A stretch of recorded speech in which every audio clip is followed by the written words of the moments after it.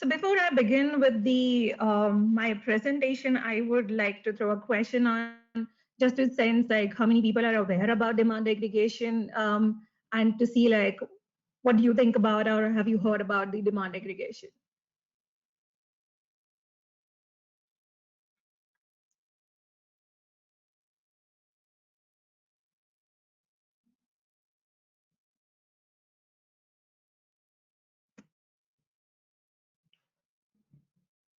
So just I hope you are monitoring the time because I can't really have the control on Yes, that. yes, I am. Thanks. Just a few more seconds and yeah, here are the results. Oh, that's interesting. Not many have heard about the demand aggregation. So I think then all yours should be open for this presentation, and we'll take you through the work that we have done in this cluster and what was our approach and methodology. And I will emphasize more on that rather on the findings and the other things, because we have already been talking about what are the different ways of reducing the energy efficiency and how can we, improve on our overall efficiency and productivity in the system. So we know why are we talking about MSMEs. India is the second largest hub of the MSME, having 63 millions of MSME in India. At about 31% are the manufacturing industries, consuming about one-fourth of the energy consumption in the industries piece, which is the highest energy consuming segment in India. So in past there has been like several initiatives taken by government to support the MSMEs to reduce their energy consumption. There have been like a lot of demonstration studies in couple of clusters to adopt to accelerate the adoption of energy efficiency. There have been picking up like different clusters and different kind of technologies. However, there has been always been the pockets that has been done in the past. So under this study, we looked at both scaling the adoption and being it economically feasible through the demand aggregation. The focus was reducing the energy consumption by instilling energy efficiency as well as renewable energy into the system through demand aggregation. So we worked with three different clusters here, and all the three clusters had very different kind of their working profile and the process and everything, and that gives us more confidence on this overall demand aggregation project. One was a chemical cluster in Naroda, Gujarat. The another was an automobile cluster in the Aurangabad, which was a Masia, and the last one was the H&M um, uh, suppliers of the garment, which was spread across Tamil Nadu, Karnataka, and Maharashtra. And these we called as our anchor partner. The others were the first step was to just secure the involvement of these respective industrial associations, the Naroda Industrial Association in Ahmedabad and Marathwada Association of Small Scale Industries and Agriculture, Masia in Aurangabad. And in case of like a supply chain, the anchor partner was the H&M itself to hold together all the suppliers in this overall study. So apart from the anchor partner for regular follow-up, we had our local partner as Gujarat Cleaner Production Center, the GCPC in Naroda, and the Eco Energy Management System EEMS, which is a local energy auditing consultant in Aurangabad. While in the H&M, we were the one who were coordinating along with all the supply chain people. So pre-implementation process was focused on the collection of the primary data for which we collected the energy consumption to evaluate and develop the baseline for the GHG emission, because the overall goal of the project was to bring down the GHG emission as well. When we are talking about the emission, we here specifically looked at the scope 1 and scope 2 emissions, and what is the current efficiency level and what are the energy efficiency and RE efforts that has been put forward by different kind of industries and the supply chain. And on the basis of that, we developed the overall low carbon part for these industries and try to demonstrate the proof of concept as a part of the demand aggregation study. So during the interviews with the industries, we also overtook like few of the walkthrough energy audits, especially in case of Naroda, because the data was not available at the scale that we wanted for doing the more detailed studies. So we had to, in fact, go ahead and do the detailed energy audit studies to identify the potential energy efficiency and the RE potential, especially in these two clusters. So, out of these studies, some of the identified E measures we plan to aggregate were compressed air system, cooling system automation, and waste heat recovery system only in the Naroda cluster because that's a chemical cluster. So this is the short finding of a primary study where in Naroda we worked with around 70 units, and they basically had higher scope 1 emission, that is their thermal energy consumption was much higher than their electrical energy consumption, and that's the reason that we went ahead for the waste heat recovery and we tried to demonstrate some of the insulation studies and also onto the how better they can utilize their waste heat as well.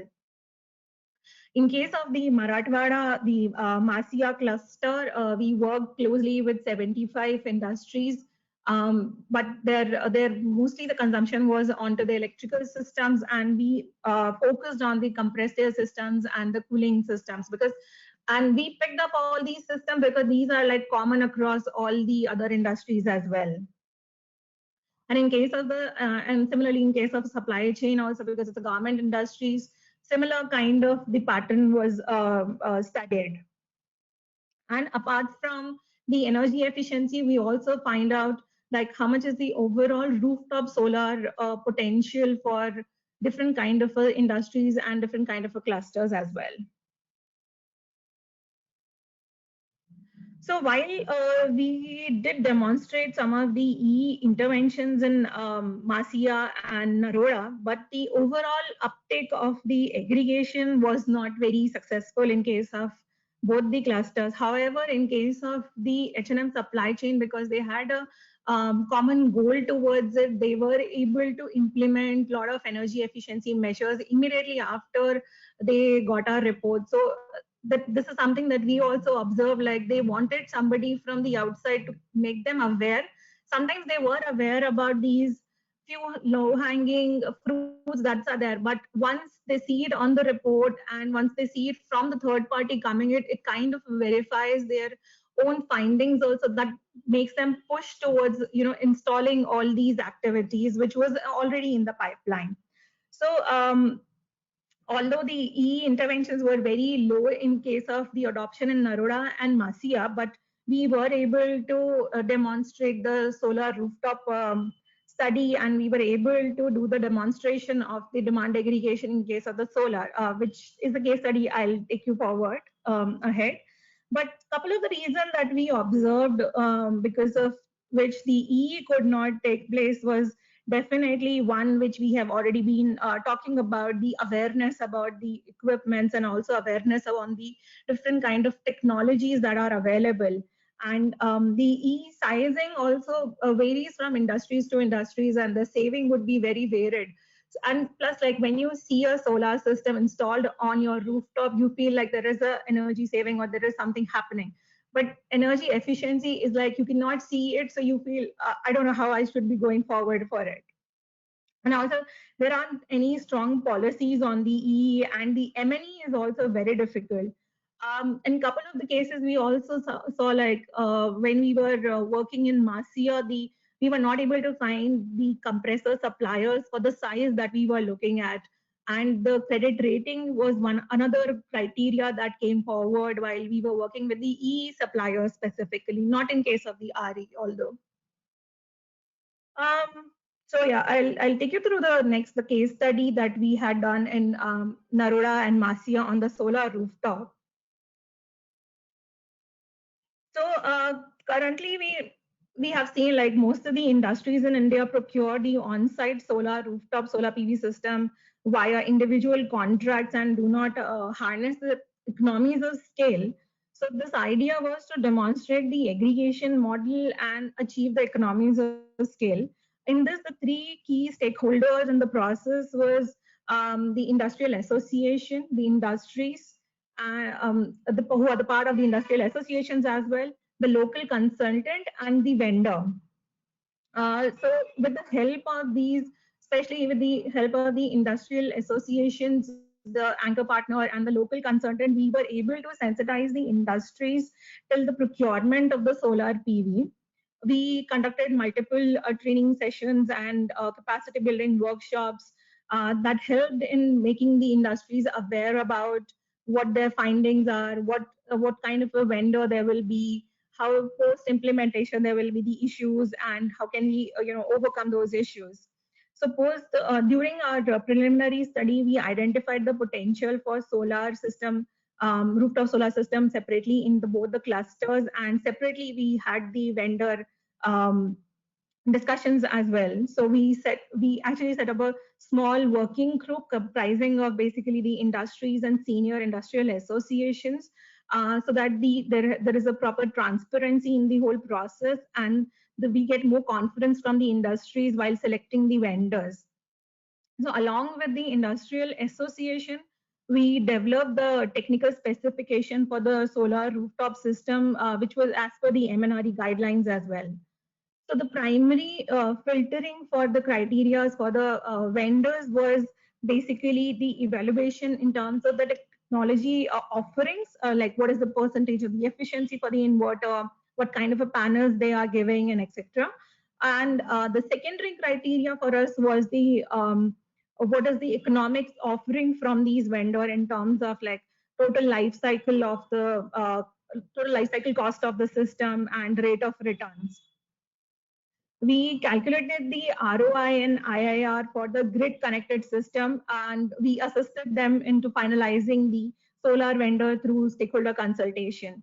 By the end of this whole process, it took us about like almost an year to finalize these whole thing, like starting from the baseline collection, data collection, to selection of the vendors, and then the calculations and everything, finalization of the vendor. The price finalized through our demand aggregation project for Masia cluster, which is the Aurangabad cluster, was about 33,000 per kilowatt, while for the Naroda, it was 39,000 per kilowatt. So, Still 2 minutes remaining. yeah, I'm almost on my second last slide. So, post few of the installation and to bring in more of these industries, we conducted the survey and interviews to understand their motivation for demand aggregation, the project, and how can we like overcome the project barriers. So most of them were planning to be a part of this demand aggregation based on the technical assistance that was being offered by us, and that is where we understand like people are not much aware about the different kind of technologies and how these solar panels, how to judge them, and etc. So and the second top reason was definitely the finances. So the cost reduction beyond the market price was something that help them motivate them to be a part of this whole demand aggregation project. Although finances, in terms of going by the RESCO model or by the ESCO model, was not a constraint for them. This could be a particular cluster which they were very upfront about making the investment and were very sure about it because they were also looking at the other tax benefits to it. Just on the last slide. So through our study, we learned that the technical awareness and industrial association involvement and the commitment are definitely the most influencing factor to accomplish a project, being it demand aggregation or anything. And the most important is the coordination from the local consultant who can bridge the gap between the industries and vendor technology know-how, and also developing the RFP and guiding through the whole process of selecting the vendor. So he can, the local coordinator could be an energy auditor also, or any firm whom you, any industrial association can find confident in, who can make the whole process very transparent as well. Another is the favorable policies to promote the clean energy adoption. While in case of solar, it's still present, like there are few policies which favor the industries to take it up, while for the EE, we realize there aren't any policies that can actually help for the demand aggregation. So yeah, so those were our things, and yeah, I stop here, and I have one more poll at the end of it, which I'll ask Tejaswini to take forward. Sure. So there's a question. You get about 30 seconds to answer this as well.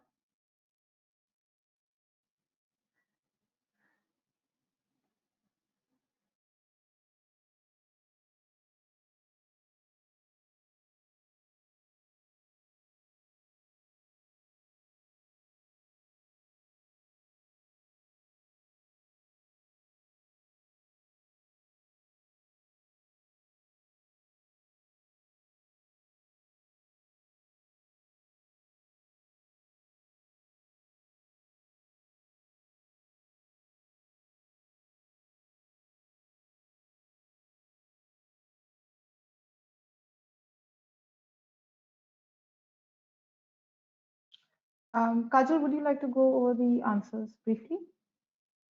Yeah, sure. Thanks. Thanks, Tejaswini, for putting out that poll. Yeah, bringing industries together is definitely one of the challenge. And in our case, somehow the industrial associations that we were working were quite tightly bonded together to bring in the different kind of industries that are part of these industrial associations. And it was definitely, very difficult to keep all of them engaged throughout the year, but with the regular capacity building workshop and discussions along with the vendors and putting out the mailers and the, so after one or two installation, they put out different kind of posters and banners to all the industries about the savings, and the actual findings that came out brought more, even more people onto the board for the, so yeah, I think there are different ways where you can bring in all the kind of industries that could be a part of this program. And Thank second, you. I see, Sorry. yeah, second I see the pricing or the low tariff or the high installation cost. Yeah, I think with the kind of the pricing that we got for the overall is definitely one. But there are, along with the demand aggregation, a RESCO model can also be worked out if there is a potential for a good solar installation in that case.